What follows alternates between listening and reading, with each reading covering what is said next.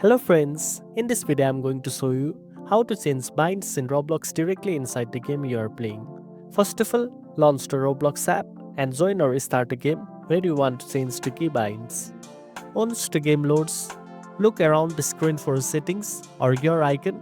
This is usually located in the corner of the game interface. Next, tap on that gear icon and look for the controls option. Once you find it, tap on it and look for a section labeled something like Keybinds, Control Binds or Customize Controls. Once you are there, you will see a list of game actions like jump, sprint or use item. Tap on the action you want to change. After assigning the new bind, make sure to confirm or save the changes if that option is available. If you are not satisfied with the new settings, most games also offer a reset option to return to the default controls. Keep in mind that not every Roblox game allows you to change binds.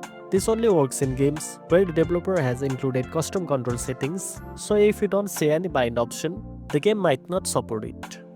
And that's it. Now you know how to change binds in Roblox.